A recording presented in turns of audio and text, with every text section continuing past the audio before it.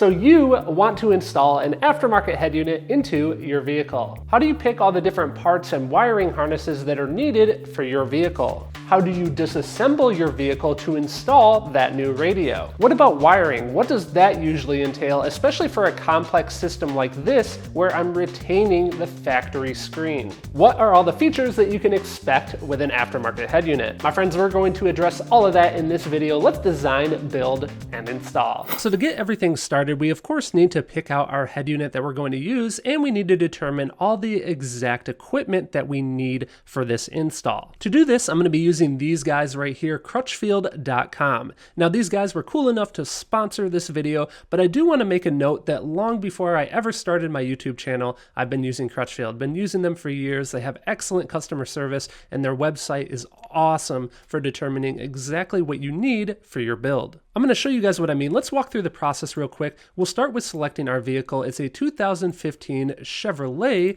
Equinox. But I do want to note that even if you don't have a 2015 Equinox, this video is definitely going to be helpful for you because I'm going to go through the full process of installing and wiring. A lot of these installs are very similar, and if you have the directions from Crutchfield and you have the right information from Crutchfield, they definitely make it a lot easier regardless of the vehicle. An example of this pops up right away. Crutchfield has done the research to know what comes from the factory in these vehicles for the audio system, and that's important to know because what you have from the factory can impact what you're actually able to do aftermarket wise. So in my case, I have the color dash display without the Pioneer audio system. So this brings us to this screen here, which shows us all the research that Crutchfield has done on our vehicle. We can see many of the pictures that they've taken in their research, including behind the dash area, including behind the door panels where the speakers are actually mounted.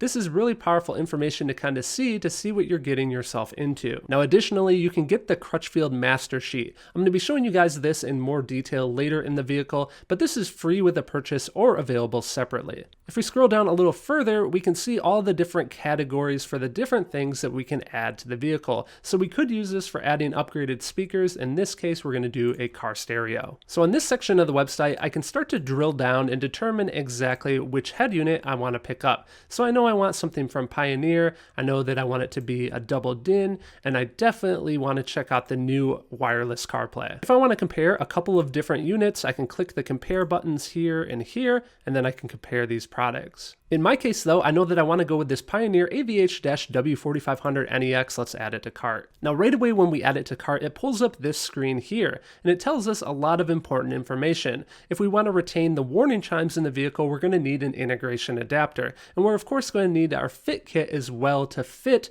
this into the dash. Now what's even more powerful is they not only give us that information, they give us a couple of different options here. So if we want to go with our lowest price, if this is something budget, we can do so, but we see that we're no longer going to be keeping the steering wheel controls. We can also see what may not be supported by this installation package. In this case, I want to retain satellite radio, but it's not included in this package. I'll have to get a separate device that I'll show you guys in a second. Now I'll be showing you guys the wiring process, but if you were looking to save some time, or if you weren't completely sure how to kind of wire and connect everything together, Crutchfield offers that as an upgrade as well. So with everything added to the cart, this is the other thing that's really cool about Crutchfield. A lot of times they offer an instant savings for buying this as a package deal. You can see that we have savings on each of those different pieces. And in this particular case, it looks like they're going to get us the master sheet as well. Finally, in my case, I also added on the Sirius XM tuner. That way I can retain that satellite radio. I've got my list of everything I need. Let's get this ordered up. All right, so our box has officially arrived here. Let's open everything up, take it all out of the box. I'm going to show you guys everything that I've got picked out. They helped me pick out this guy right here, the Pioneer AVH-W4500NEX. The biggest thing that I'm really interested in with this is the new wireless Android Auto and Apple CarPlay. Now our vehicle has factory steering wheel controls, and we're definitely going to want to retain those, so that's why we have this guy here, this steering wheel control adapter. This allows us to interpret the data from the factory controls, convert it, and tell this device what to do. In all vehicles that you're looking to retain the steering wheel controls, you're going to use a device like this. And the same goes for having your vehicle interface. In In this case, with it being a GM vehicle, we use this to retain OnStar along with the vehicle chimes and other information. We've got a couple smaller items here, some adapters, antenna adapters, and then we have our Sirius XM adapter as well, as this is XM ready. Finally, when we install an aftermarket head unit, we need a way to actually get it to fit within the vehicle, and that's what the vehicle fit kit is for. This is a plastic piece. We'll open this up in a second and we'll see how this will actually mold into the vehicle. Finally, Crutchfield also gives us access to this with our purchase. This is their master sheet for this vehicle. We have a list of every single different tool that we need for each of the different tasks that we can do to upgrade this vehicle. And in this vehicle, we're obviously going to be removing the factory radio, so we're going to start with this process here. If we look on this graphic here, so factory radio removal, it looks like I need a 7mm socket ratchet, and I'm also going to need a panel tool, and I need an index card or a hard piece of plastic type card that's probably to prevent us from making any scratches when we pop these panels off. So let's get started right here. Step number 1, before proceeding, eject disk from factory unit if present. I'll be honest, I'm so excited to get this radio installed. I wouldn't have even thought about that, and that would have been a bummer to get the whole new one completely installed in this area here, and then realize my favorite disk is still in the factory one that I took out. Step number 2, set the parking brake and disconnect the negative battery terminal. So those first 2 steps are pretty common, but now we're moving on to the vehicle specific steps. Now what I love about this master sheet is it tells us exactly what to do, and they give us different options here. So let's see, if equipped with dash storage compartment, that's not a dash storage compartment, that's just a hood. So if not equipped with storage compartment, here's what we need to do. So it gives us the different options based on the different trim levels of the vehicle, and the really nice thing is we know exactly where we need to pull on these different panels. That could be the most tricky thing about working on these vehicles. If you don't know exactly where to pull on the panel, you can end up breaking one of these and it can be really expensive. So this helps prevent that from happening. Right away on this first panel here that I removed is an excellent example of how you have to know exactly what to do. So there were these things here that were down in these slots. And at first, if you pull on them, it seems like they don't want to come out. You have to know that you have to actually turn these 90 degrees. If we look at the master sheet, it tells us right here, if present, twist 2 retainers 90 degrees to release, and it shows us a nice little picture. So 1 panel down, plenty more to go. I've got plenty of steps to go here, so let's go to a time lapse and get this thing removed.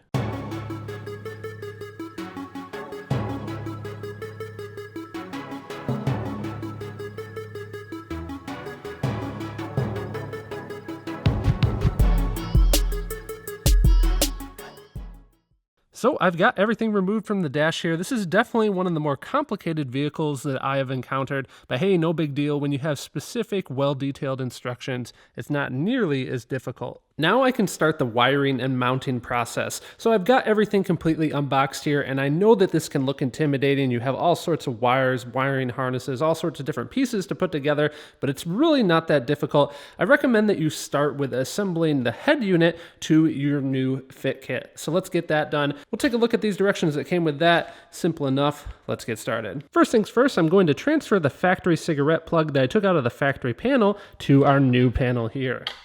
There we go.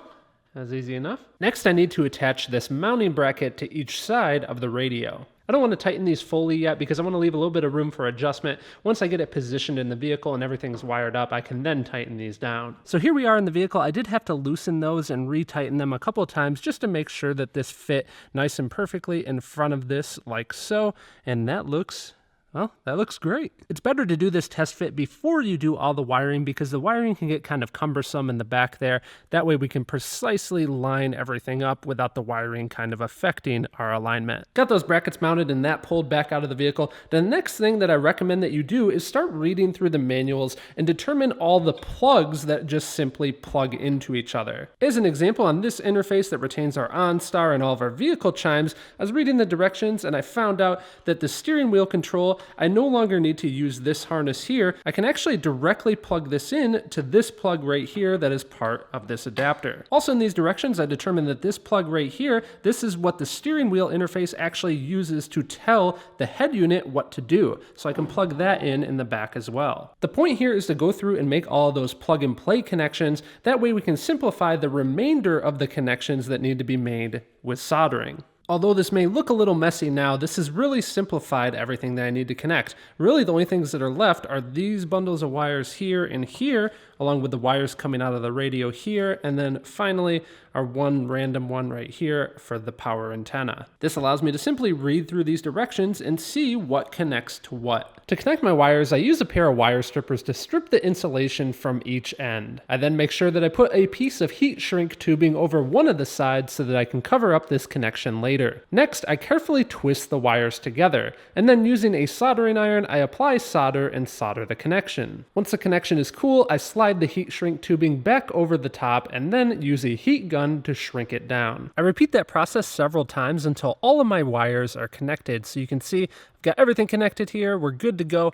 I've got everything plugged in because before I actually bundle all this up and make everything look nice and clean, I do want to just test everything really quick, make sure it's working as planned. I'm going to turn the key and test this in a second, but don't forget that we have this guy here. This gives us our steering wheel controls, and we need to actually program that. So I read the manual, and what I need to do is when I do turn on the key, I need to hold up on the volume button. All right, I did that. The light went solid like it was supposed to. Now it's no longer turned on. And if I push on the volume control here, you can see that we get a beep. And also over on the head unit, I'm going to go down now in volume, go back up. Volume controls are working. Let's check sources. Yep, that works. It switched the source. And on this steering wheel, I can go up and down to change presets. And that's working too. So obviously want to make sure I test out everything, make sure everything's good to go, and then we're going to unplug this, take it back out of the vehicle. There are still a couple of individual things that I need to add into the vehicle and wire, and one of them is this thing right here. This is a GPS antenna that came with the head unit. Because this vehicle has a spot for a center channel speaker, but it doesn't actually have one, I decided to use this spot by making a bracket out of plastic and some threaded inserts. I then mounted it into the dash and stuck that GPS antenna in place. Another common thing that you'll have to install when you do an aftermarket head unit is the microphone. So this picks up your voice when you're doing the hands-free call via the head unit. I like to install this somewhere on the gauge cluster or somewhere at the top of the A pillar. That usually gets the best audio quality. A trick for when you're pulling wires through different sections of the dash is you can use a really long zip tie like this, and you can then attach it with a little piece of tape and pull your wire through. All of the wiring connections that I made, I've bundled up nicely, and you can see that I like to leave these little flags of the tape that I use to wrap these bundles up. That way, if I do need to access this, I can easily find the end of the tape and unravel it. So I've got all the wires connected, and I've got the initial 4 screws holding the head unit in. I'll do another quick test just to make sure everything is working, and then I'll start buttoning up all these panels. To add everything back into the vehicle, we follow the master sheet in reverse. So here we have it. The head unit is completely installed into the vehicle. The number one feature that I was definitely most interested in for this particular head unit is the wireless CarPlay. So here we have the phone, as you can see, completely not connected right now, and we can connect to maps and everything else, Spotify, and we can listen to music. I really like the voice recognition with this thing. Navigate to Crutchfield in Virginia. Okay, one option I see is Crutchfield on Gardens Boulevard in Charlottesville. The other functionality that I really like is sending a text message hands-free. So let's try that out. Send a message to Mark, CarAudioFabrication. What do you want to say? Hey, this new radio is awesome. Your message to Mark, CarAudioFabrication says, hey, this new radio is awesome. Ready to send it? Send it. Okay, it's sent. So again, with the CarPlay, a ton of functionality, you can add on a ton of apps, and it's incredibly nice not having to plug this in. You literally just start up the vehicle and you're already connected wirelessly, ready to go. Now, some of the most common things that people are always concerned about when they upgrade to an aftermarket head unit is, can you retain all of the stock things that you had with the stock head unit? So obviously we have our radio, we now have wireless CarPlay. We also are able to retain our Sirius XM. So you can see we have that playing there. And then, of course, since this head unit has a CD player built in, we have our disc right here. And although many vehicles have it from the factory where you can connect wirelessly with your phone and talk over Bluetooth, this vehicle did not. And now we've added that as well with this microphone here, and we can stream wirelessly with Bluetooth music to the head unit. A couple of other features here, mirroring, which allows us to see what is on the phone screen. Here on this screen, we can do Pandora when we have access to our other auxiliary inputs. So entertainment system wise, we're really not losing anything here. And do keep in mind when you're going through the selection process on Crutchfield, you can see what is retained and what you could potentially be losing. For this vehicle, we did keep the factory screen and integrated with our integration kit. And you can see we can still control the climate controls here, the temperature, we can control the fan speed, we can turn our AC on and off, we can change everything here. And probably the most important thing that we definitely wanted to keep this screen for is the ability that when we put it in reverse, we can still see the backup camera. I've got some YouTube royalty-free music playing on my phone right now. Let's just do a little bit of a test listen.